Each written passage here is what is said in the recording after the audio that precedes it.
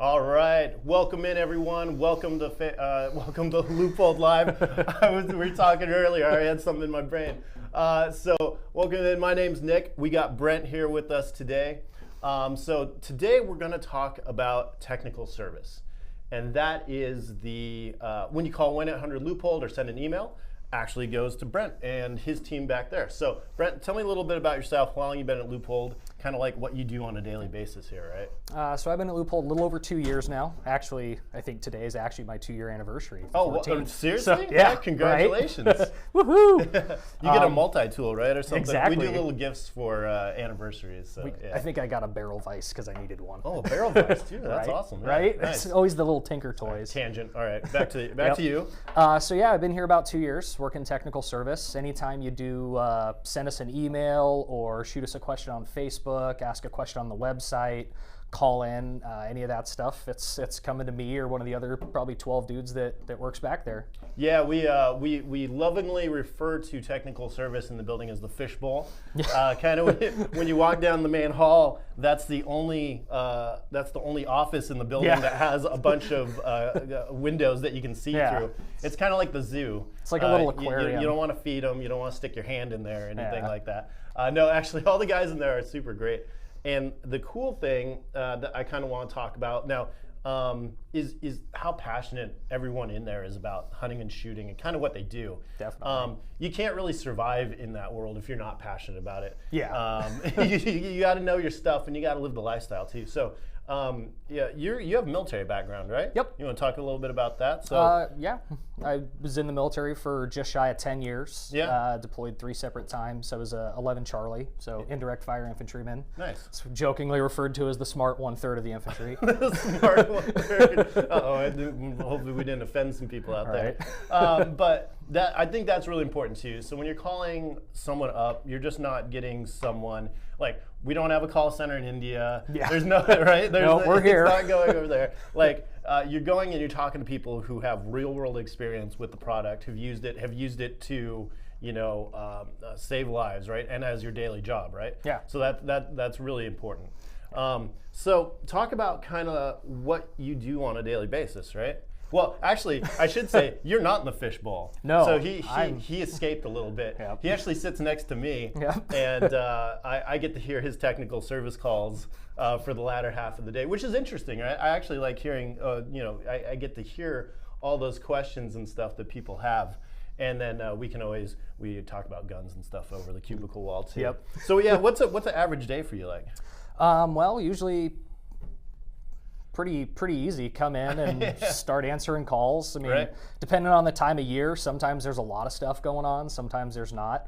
You come in May or June, and it's usually kind of like, oh, we'll knock out some emails, talk about some guns, and then come in like September or October, and it's like, whoa, get on the phones because everybody's got the hunt of a lifetime coming up, and you gotta get stuff fixed right now. So that is a great point. If you do have a warranty issue, or maybe you have a custom shop thing that you want to do, you want to change a reticle or a dial, or get that CDS system or custom dial system. Actually, right now is a really good time to do it, right? Yeah. Well, custom dials especially, just because, I mean, a lot of people think that they're kind of piecemeal, that we have 15, 20 that we do. And I mean, it's literally 2 dudes downstairs on lasers doing every single one. Yeah. So I mean, they're custom. So. Right. We got multiple lasers now, so we increase our capacity, but still, it's a good idea to get ahead of the curve on that kind of stuff. So it's way faster. I'm as guilty as all of you guys. I procrastinate, and I'm like, I do it with the CDS dials too. I'm like, oh, I'm going to go shoot. Oh, I need a dial. Yep. For me, luckily, it's a little easier. We work here. For you guys, try to get in as soon as possible. Yep. And if you're waiting until August, September there, it's going to be kind of a log jam of trying to get all that stuff through. Do it now. I've seen them go out super fast. Right. So we're just going to run through some like common questions that you get kind of on a daily basis, right? And also too, like I should mention, we have our live questions right here that I have on my laptop. So feel free, type in your technical questions for Brent. Try to stump them up. See if you can make us look, between the brain trust here, hopefully we should be able to answer your question, right? So I never worked in technical service. I worked in product service, but we kind of answered some of the same questions here and there. So two sides to the same coin. Right. I think we'll be able to get it done. So one of the biggest questions I think that you get is, I just bought a new rifle, and what scope should I put on it, right? Yep. You get a lot of those. Yeah, definitely. So kind of run us through how you handle that question, because that's pretty open-ended, right? Exactly. Yeah, it's super open-ended. And the number one thing is really to get an optic that fits the purpose. You know, if you're getting a 450 Bushmaster, you're probably somewhere in the Midwest where you got to be running those straight wall cartridges. Right. And you know, you don't need a 3-18 or 4-24 VX6. Nope. You know, you're probably going to be better served by something in the lower power range, like a 1-6 or a 1-5 or 3-9. You know, and a lot of it is going to have to do with what you intend to do with that rifle. Yeah. You know, if you're building a PRS rifle, weight might not be such a concern because you want something heavy. Yep. If you're building a hunting rifle, you're going to have to carry it around. There's a lot of different variables, and so just if you're ever going to ask that question, as much information as you can, because then it gives us an idea of, hey, you know, this is probably what he's going to be doing with it, and we can kind of point you in the right direction, as opposed to the most expensive thing on the list. Go for it. right tool for the job, right? And it's not always, like you said, it's not always the max magnification that you can have, right? You may not need a 4-24 if you're going to go hunt in the Coast Range here, exactly. right? And you're only going to be able to see 100 yards. Literally, guys go hunt with red dots or fixed 4 powers, right? But right tool for the job and application. Yeah, talking about weight savings and how far you're gonna walk with it and stuff like that. So all that stuff's super important. All right, getting a couple questions in. Native Hunter, do we give factory tours? We unfortunately do not give factory tours at the moment to the general public. We do give factory tours to industry people, right, and partners that come in. Hopefully in the future we'll be able to do that. Hopefully we'll put together a program. The factory is a really cool thing to see. I am fortunate enough to give a lot of the tours, and I do a handful a month, right? Yeah. And I enjoy it every time because I learn something new every time too. I love going down to the CNC machines and seeing all the parts get made and stuff like that. So good question. Unfortunately not right now, but hopefully in the future. Someday.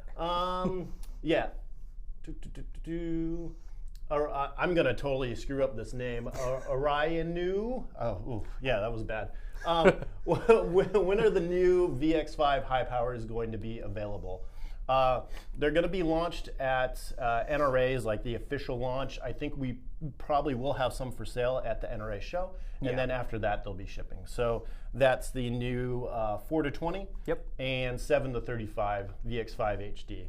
The 4-20, we worked the Sportsman show, the Northwest Sportsman show in Portland here, and I had a ton of people come up and ask me about the 4-20. People were really excited about that scope. Yeah, so it is, and I mean it hits a really good point too, because a lot of the time, you know, the jump from a VX5 to a VX6 is a big jump, and that VX5 really, you're getting a ton of the features and performance. Right. You're just kind of cutting out some of the the more expensive parts of it. Right, exactly. You don't get the flip-up caps. You don't get the electronic leveling system. Yeah. You don't get the throw lever that comes on the VX6 HD, which are nice things to have. But if you don't need those things, the value for that 5 HD line is incredible. 3-15 has been one of the most popular scopes that we make. So. And you can always get those accessories too. That's true. You can always buy those after. You can always get them later. Yeah, that's great. Let's see. Lynn BBQ. Is the new Mark V HD 7-35 in front focal plane or rear focal plane? If rear focal plane, what mag is it calibrated for ranging? So the new Mark V 7-35 is a front focal plane.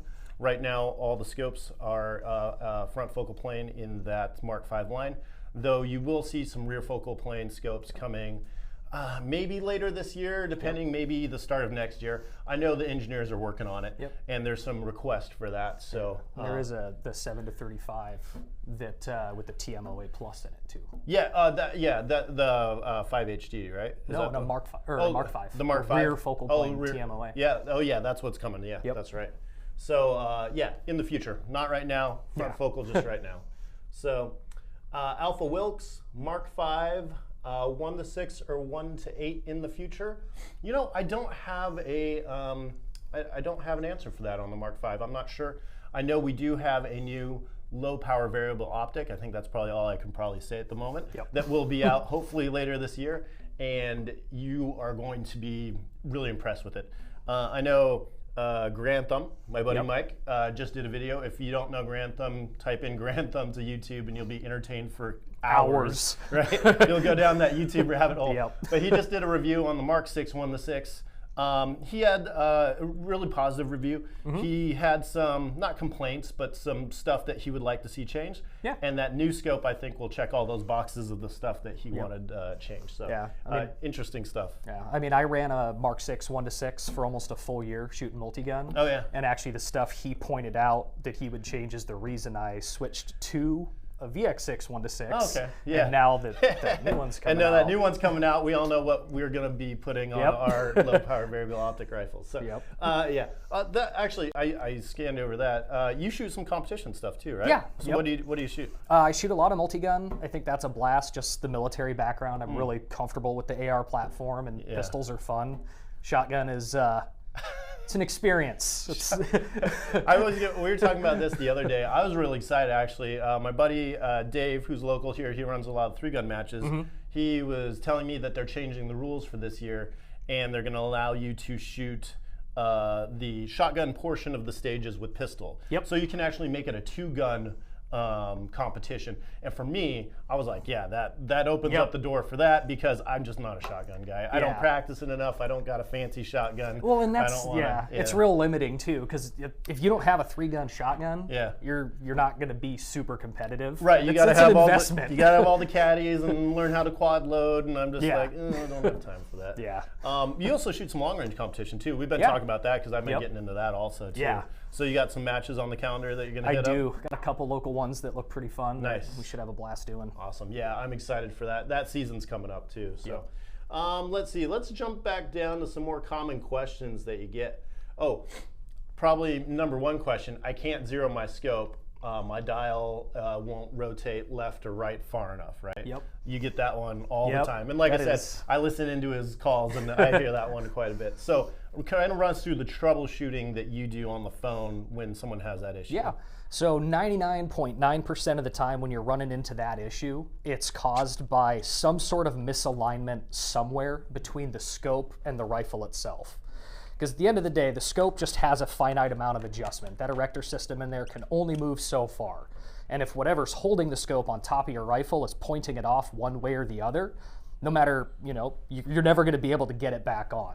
And so that's where getting into like our standard mounts with the windage adjustable feature in them is a really good option, because you can use the base itself to compensate for as much of the windage as you can. The windage on the back, The STD mounts, stop giggling out there. Yes, they are. They do say STD on their mount package. So, yes.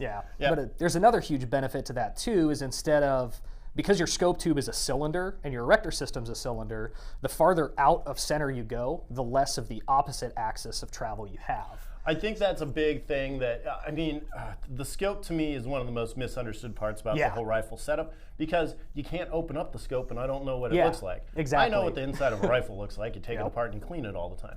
But like Brent was saying, there's a tube within a tube, and if you shove that inner tube to the side all the way so it's hitting the inside wall of the main tube, you're not going to have your travel up and down like you thought you did, right? You might get your shot pattern start to go like at an angle. Starts rolling around, or that's when guys say their zero keeps bouncing around. They can't get it zeroed. It's because under recoil, basically you've pushed the erector all the way into the side of that tube, and then under recoil it's jumping a little bit because it can't move around that cylinder. So under recoil it'll move and bounce to a different spot. We're bound by physics and mechanics, and mechanically that's how that inner tube works. That's just how it is. And, but like Brent was saying, there are ways to get around that. Those STD bases are super useful. And there's some other tips and tricks. If you have any issues, obviously call up Tech Service. They're going to help you out on that. That's one of the huge ones. Or my point of impact is shifting, right? That's the other one. Zero lock dials. That's another big issue that huge one. A couple years ago, however many, we introduced zero lock dials. They're really handy, right? A lot of them have the push button lock, or they have a stop, right, so that you can't go too far.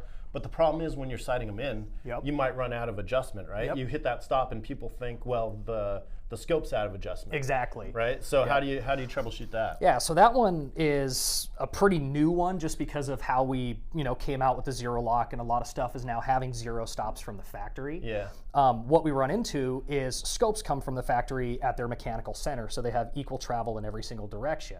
But now with long range shooting and long range hunting just getting more prevalent out there, everyone's throwing 20-minute bases on stuff. Right. And right out of the box, they, now they have to make a down adjustment, but the scope's zero because of that lock. You can't go down. Yeah. And so the easiest thing to do is what I always tell people is just pull the set screws, lift the dial off, make your adjustments just directly to the scope itself. Right. Throw that dial back on, index it at zero, tighten them down, you're done. Yeah. So people sometimes get a little scared. They're like, well, I don't want to take the dial off because I don't want to lose any parts or anything like that. They're totally designed for the dials to come off. Exactly. Like Brent was saying, 2 or 3 simple set screws, loosen those, pop it off. A lot of the adjustments, you'll see the actual adjustment post under the dial, and a lot of adjustments have a slot in there. Yep. So you can use a flathead or your multi-tool or something. You can even use the cartridge rim. Yeah, from a case. exactly. I mean, it's pretty. So that gives you full range of travel that that scope actually has without the dial system. Because you're removing all the physical stops, so you can just move that erector inside as far as it physically can go. Right. When I'm zeroing a rifle, that's the first thing I do is I take that dial, I take it off, put it to the side. That dial doesn't go back on until that scope is dead nut zeroed on that rifle. Exactly. And then how do you reinstall it, right? You just slip it back to the 0 point? Yep, exactly. You just take the dial, set it back on, and index it back to zero. The little zero lock will pop out, or you'll hit the zero stop. Yeah. One thing we get a lot too, actually, that's I've just noticed recently, is when you're resetting it, a lot of the time guys will have the zero mark not line up perfectly with the index line. Oh, okay, yeah. And it's because you have either 2 or 3 set screws. Okay. And if you over tighten one, it's going to tweak. It twists it just a tiny bit. And so a lot of guys get it, they set everything up and they're like, oh man, it's not reading right. I'm slipping off like a 10th mil every revolution. Right, it's off on every click. It doesn't line up right. And then they get real nervous, give us a call, think they have to send the scope in and wait for us to fix it and get it back to them. And it's totally something you can do yourself. It's really easy. Yeah. You just kind of tinker with those screws and you're good to go. Okay, good. Yeah, good tip there. We got a ton of questions coming in. We're going to roll through some of these real quick. Medium Husky. I like that name, Medium. I think we're both medium Huskies here. Extra medium. Is the VX6 HD going to be discontinued? No. No plans to discontinue that. That's kind of that is our premium hunting scope. It's not going away anytime soon. Nope. We're always making improvements, right? And there's always stuff. So the VX6 HD might get something a couple years down the road that is improved. But it's kind of like I always equate it to like cars and trucks, right? Yeah. An F-150, right? Exactly. F-150 gets little improvements here and there. Yeah, they might come out with a new version of it, but the F-150 ain't going nowhere. Or Tacoma. I'm a Tacoma guy, not an F-150 guy. Big Riz 71. Can Mr. Bear send me an autograph? Someone knows your last name, right? So you're already famous. Insta famous. This is his chance. Yeah. Yeah. So autographs. Yeah, we'll have headshots, glossy. Yeah. Shining star. Native Hunter. Another question. What scope ring? Let's see. What scope ring tips do you have? I'd need new ones and have a 7mm mag. So. Without knowing the rifle, it's hard to say what rings you should go with. I will say, for me personally, take a look at the Backcountry line of rings that we just came out with. The Backcountry line has a full breadth of solutions kind of for whatever rifle you're going to go on, be it an AR with like a flat top rail or your standard hunting rifle. There's some integrated ones where the ring is part of the base that makes that it's like a little ring mount in there. Right, which makes those alignment issues really simple, right? You don't have things that you're trying to twist. Exactly, everything's just perfect right off the bat. Right, some cross slot solutions, some pick rails, and for me, it's all aluminum, so it's lightweight. And I've mentioned this before, but I run all aluminum stuff now. I just think that there's really no reason not to, right? Yeah, and a lot of guys get real wrapped up in steel because in our minds we think, oh, steel, it's stronger, it's heavier, it's better. And actually a lot of the stuff we've looked at when you talk to our rings and mounts guys, the aluminum actually handles recoil better because there's less weight and so there's less force on that stuff. So the aluminum stuff actually holds up just as good, if not better than steel. Right. We test all our stuff to the same specs, but that's interesting to note that the lightweight stuff, and actually that correlates with the light weightness. Is that a word? Lightweightness? It is now. It is now. Damn it! It is now of the scopes too. That's why the scopes are light, because they handle the recoil better. So same idea. That's your engineering tip for the day. So weight is not a sign of reliability. Yep. Lynn BBQ, for the Mark V, can you get a different, longer throw lever? Not at the moment. It kind of is what it is. Comes with idea, that. I was like, so this is great, having this conversation, because literally I'll send a note down to the custom shop. I bet they could 3D print one and like see what it looked like. I know so I used to run the custom shop. When we first started doing the throw levers down there, we would do, when you bought a throw lever or a scope that had the throw lever, it would come with like 3 or 4 different attachments that came onto it, different sizes and stuff like that. So that's a great suggestion, maybe an aftermarket accessory that we could sell. Not a bad idea. All right, we're gonna roll into some Facebook Live questions here. Richard Todd, I run a Mark V CCH on my competition rifle. I really wish you offered illuminated CCH. Yeah, that's a great suggestion. So actually, the product line manager for that is now sitting right outside this room. So right after this, I'm going to go mention that to him. Again, we're always trying to improve the line and come up with solutions that work for people in the field on the competition realm. I don't run illuminated stuff myself on those things. But I know a lot of people do like to, right? So. I'm hit or miss with illumination. I made a real big deal when I got one of my Mark 6s. I got a 3-18, and I was like, it's got to be illuminated. It's got to be illuminated. Yeah. I don't think I've ever actually used the illumination. Right. Yeah, exactly. But a 1-6, I would always use illumination, definitely, right? Because a 1-power, it's basasically a red dot. Exactly. You could shoot both eyes open, get those real fast transitions when you're driving the gun. Right. But for a long-range gun, I just haven't gotten to the illumination, realm yet. Yeah. Most of the times, I don't feel I really need it. So with one caveat, my Black Bear gun. Oh, your Black Bear gun. I will run a fire dot on that forever, because it's so easy to lose a black reticle on a wet Black Bear moping around somewhere dark. That's true. And so it's real nice to have. Right. Spring Bear is coming up. You got dark animals and dark canvas-y areas, right? And plug for the fire dot illumination reticle. It's not like the full-blown illumination that you get on a tactical style reticle. Yeah, it's just that bright dot. That aiming point. Like you said, you don't lose the reticle in those dark places. So that's great. Jeff Long Whitaker, release date on the VX5 HD 4-20. We touched on that, but look at it probably early May, I would say. Mickey Michelle, brand new PRS hobbyist. Welcome to the group. We're addicted as well. You can come be broke with us. Yeah. I'm gonna set up a GoFundMe page. Right. So I can shoot more. Bought my Mark 8 before I even bought my rifle. Incredible product. Excited for spring to come to New England. Oh, New England, East Coaster, nice. Yep. So that's awesome. Thank you for supporting us, for buying a Mark 8. And that goes to show that I think that the optics play, people obsess even more about the optics now, I think, more than the rifle. Yeah. Not to say rifles aren't important. Obviously, I know for you and me, we build our rifles and we pick each component. Nerd out on them pretty hard. We nerd out, but the optics are incredibly important too, and people are realizing that, and you can't hit what you can't see, right? Exactly. So. Jeff Peterson, are the new BX2 Alpine binos American made? Any optical difference between them and the BX1 Mackenzie's? So we do import our binoculars right now. We used to have that gold ring line. We don't have that anymore just because of capacity issues. Yeah, it's right? just physical manufacturing space. Right. Everything that goes on a rifle comes out of the factory here. That's super important.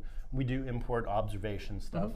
The thing I do want to note on that, and I've noted it a couple times, but I think it's important, is that when we're importing stuff, we're not, you do have the option. You could just go, hey, make this thing for me and drop ship it to my customers, right? Exactly. And I never have to touch it. We don't do that because if it says Leupold on it, it's got to meet a certain level of quality and performance. So definitely, those products actually come back here to the factory. Yep.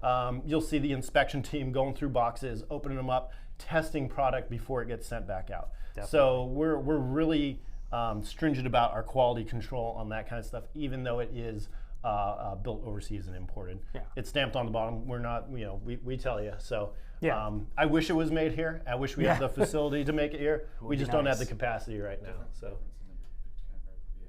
what's that, Scott?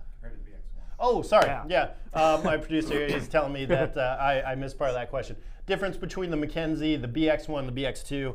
The main difference you're going to see is the optics, right? Yeah. So as you move up the line, in the BX1 you have the Twilight light management system. In the BX2 you got Twilight Max. So that's going to give you a little more low light performance in those situations. Also, the Alpine magnesium housing, really light and durable. And they feel really good. Yeah, I was they're comfy to They use. redesigned the whole ergonomics. The ergonomics, the pop-up iCup too. Yep. It's a lot thinner, so that's one of the complaints some people would have. Those thicker iCups sometimes hit people in weird places around their eye. Or they make it really hard for some guys that have a really close interpupillary distance. Oh, okay. They can't get them down close enough to fit their face. Gotcha. So we slimmed those down, and it seems like the feedback we've got from that was really positive. So a couple key differences there. A little higher in price, but you're getting some better features, right? Yeah. So. And I mean, optically, they look amazing too. They're really impressive. We had a chance at one of the sportsman shows we did. They had a big snowstorm, and me and one of the other techs took them outside and just nerded out for like an hour. Because snow is really hard to see, and you get a ton of contrast and everything. And optically, it's a really hard situation to get a good image in. Yeah. And oh man, we were outside for like an hour just messing with them and trying to find everything, and we were really impressed. I think that's a great point I wanted to touch on too. Is you are responsible for talking about all the products that we have. Yeah. And all the specs. How do you learn all that stuff, right? That's a lot of just trial by fire. And you in there sink or swim. So you guys have a lot of resources you can pull off of. The cool thing too about them, we're all in one building, right? Yep. So if you have a question too, you could go over to an engineer or go over to a product line manager and be like, hey, this guy called me up. He had this question. I don't know how to answer it. What is the answer, right? Exactly, and it's really nice too. Like you were saying, everything being done in one factory. Yeah. Is if you are having an issue with a scope or something, it's not something that I've messed with a whole lot. Yeah. It's too easy for me to be like, oh hey, let me get your number. I'll call you back in 5 minutes. Run downstairs, grab one, bring it back to my desk. I can call you and be like, okay, what's the issue you're having? I can replicate it right there and mess with it, and I can fix that issue. Yeah. And it saves you shipping, having to send it in. Yeah. It saves the repair work, because a scope at the end of the day is, if you look at it, its base form, really simple. Yeah. And you can fix almost, aside from anything internal that could be wrong, Yeah. you can fix almost anything by yourself. As I mentioned that on the tours, is that these guys do an excellent job of being able to troubleshoot over the phone, email, and mitigate having to send that scope back a lot. Yeah.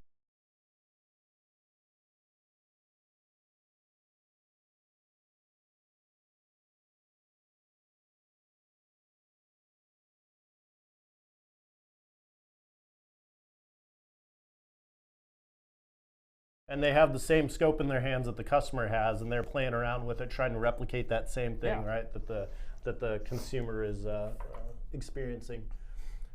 Some more questions. Facebook Live. Alex Goodwin, thanks for tuning in. Would you recommend a scope for a handgun? It's a 50 cal muzzleloader.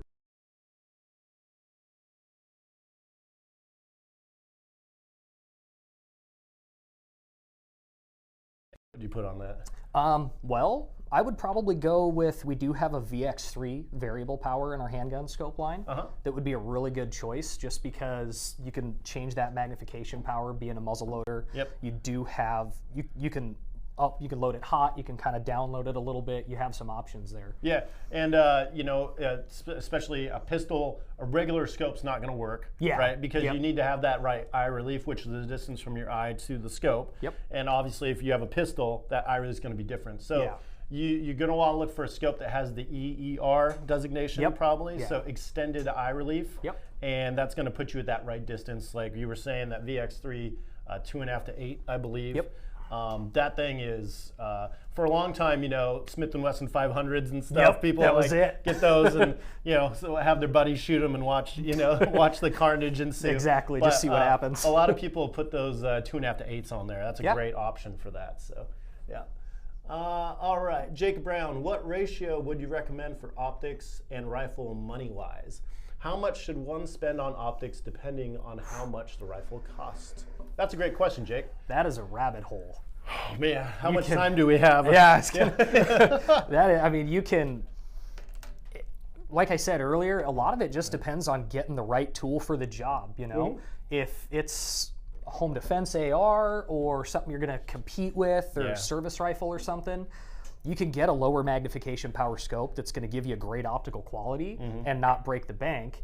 If you want something that's gonna have a ton of magnification, you wanna get way up there with optical quality, you can spend a lot. Yeah. I wouldn't even say it directly correlates to the rifle, more to the purpose. Yeah, I mean, again, plug, Leupold. Great thing about us is durability and rugged-wise across the board, they're all the same. They all had to go through the same testing specs, right? So even if you're a little cash poor, but you still want to get a scope for that rifle, the $200 Freedom is going to be good. Now, that being said, I know things have changed a little bit over the years. When I first came in the industry, it was more, I'm spending all this money on the rifle, and the scope was a bit of an afterthought. Exactly. Where I feel like those two things have changed a little bit. I think the quality of out-of-the-box rifles has gotten so good. Yeah, way up. I mean, $500, $600, you can get rifles now that are, well, they say half MOA on them. I can't shoot half MOA most of the time, so I don't know. But the point is they're really accurate, so a lot of people are buying maybe a less expensive rifle, getting a more expensive scope, and then over time maybe modifying that rifle, right? And buying those different parts and components, right? That they, you know, I bought, we'll take a Remington 700 for example, you know, everyone has one of those basically. And, but I'm gonna dump it in this new Magpul stock, you know, a little bit after I bought it, right? And stuff like that. So actually I've seen a lot of guys go out and shoot, you know, long range competitions and stuff.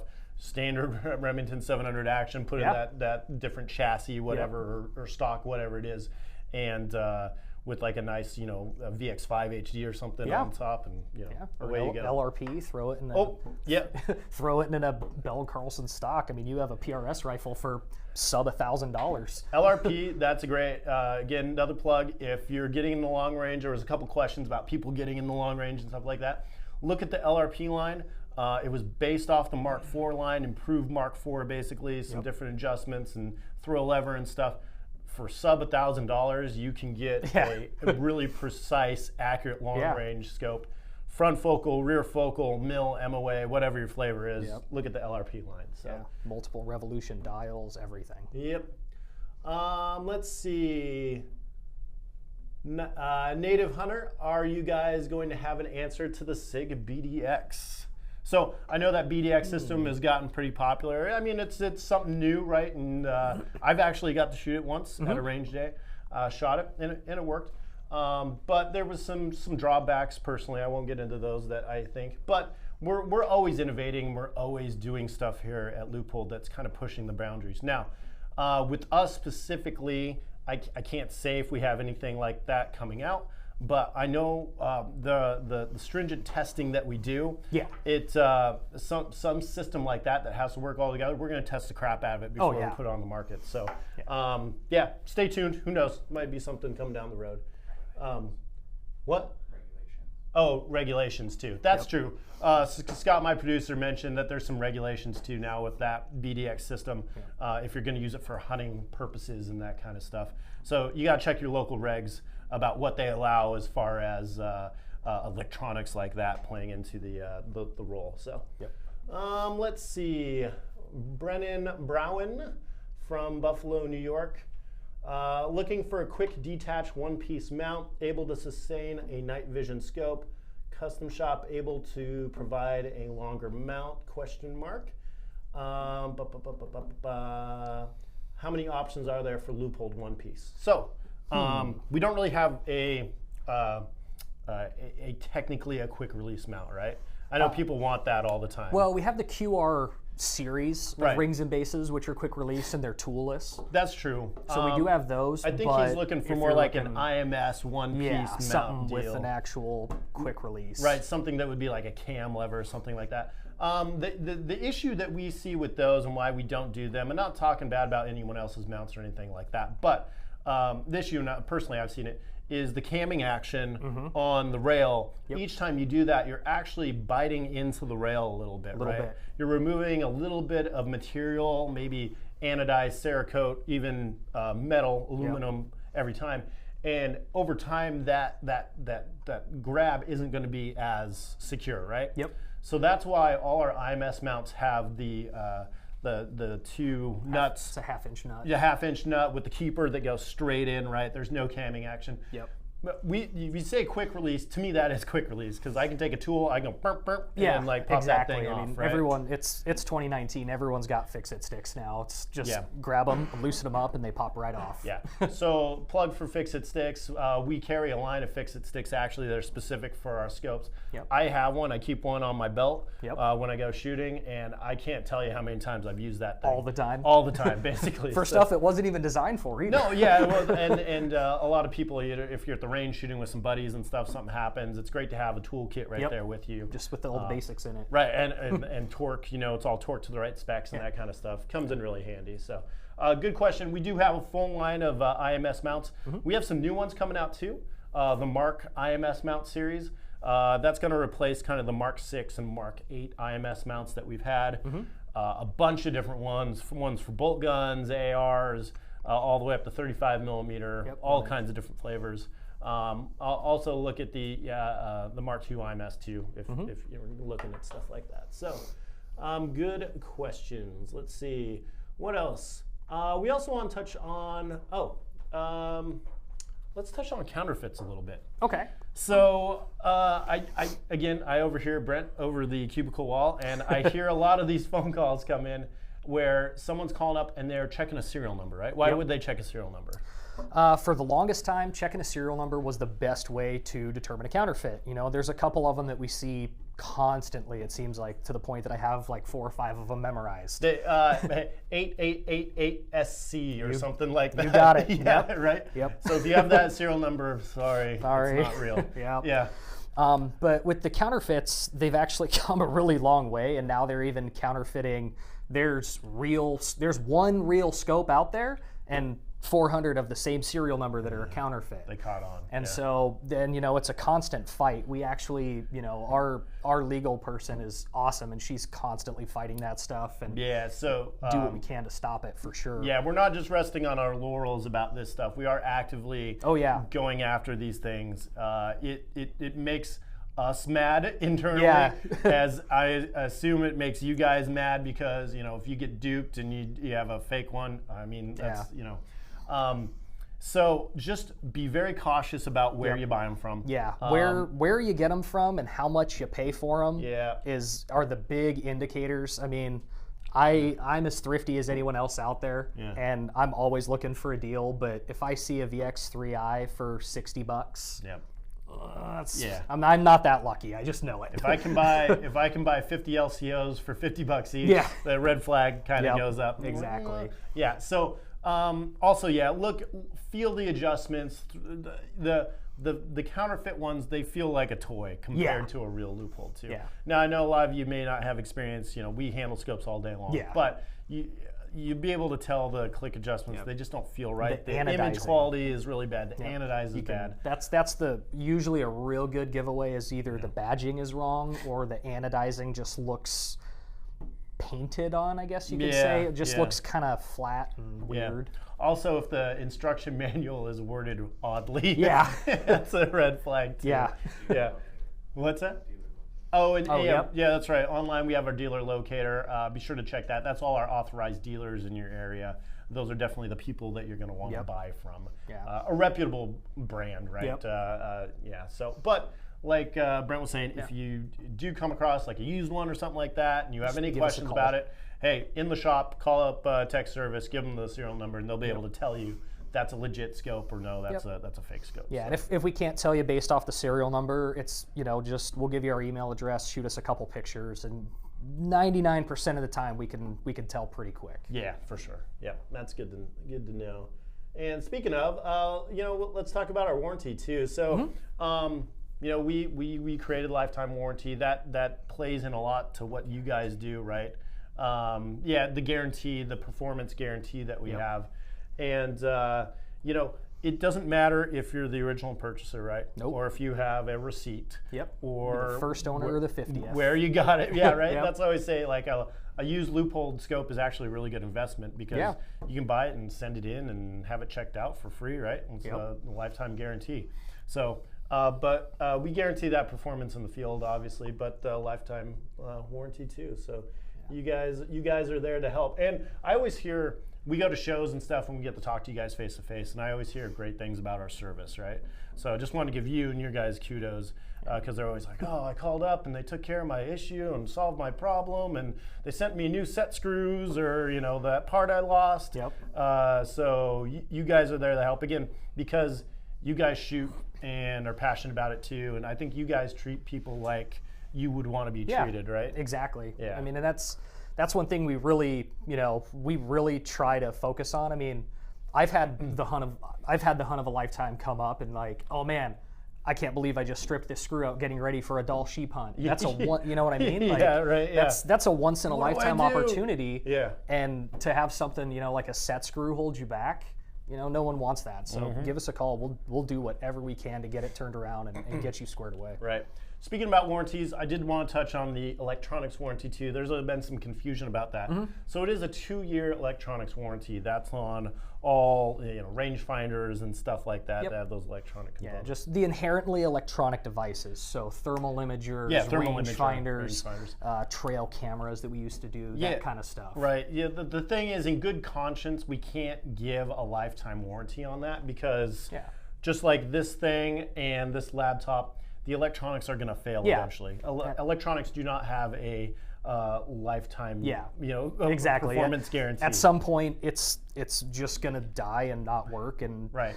hopefully, by the time that happens, and what we usually see is by the time it goes out or something like that happens, it's really it's outdated and there's better stuff out there anyway. Correct. Yeah. Exactly. So like your laptop used it for 6 or 7 years. It's outdated. You're just going to get a new one, right? Yeah. That being said, if you're having an issue, call up tech service. We're going to work with you, right? Yeah, there could be an opportunity to get you into a new product at a good discount. Yep. We appreciate you guys buying Leupold. We want to take care of you. We're going to work with you to get you back up and around. So and on top of that too, just because something's out of warranty doesn't mean we're not going to help you out. If you have a rangefinder and that eye cup on the back rips or something like that, a lot of that stuff, we can either repair and get it back to you, or if it's something like a battery cap, I know guys lose battery caps like they're going out of style. Yeah, right. Give us a call. We'll just send you a new one. That's no big deal at all. Yeah, battery caps, adjustment caps, that kind of stuff. I always lose my adjustment caps, but everybody does. Everybody does, but that's why we're here. We'll send you new ones. Yep. Awesome. Looks like we ran through most of the questions there, got to them, and got through everything we want to talk about. So again, if you guys have any technical questions, issues, or anything with the product, these guys are there to help you. What are your hours too? I guess that's a good question. 5 a.m. to 8 p.m. Pacific Standard Time. Yeah. Okay. So we have a large window there for our East Coast people, and also product specialist at leupold.com, I believe. You got it. So product specialist at leupold.com. That's the email address. You can email them, get your answers that way too, if that's more convenient for you. So Brent, thanks for stopping by, chatting tech service stuff. And until next time, we'll see you guys.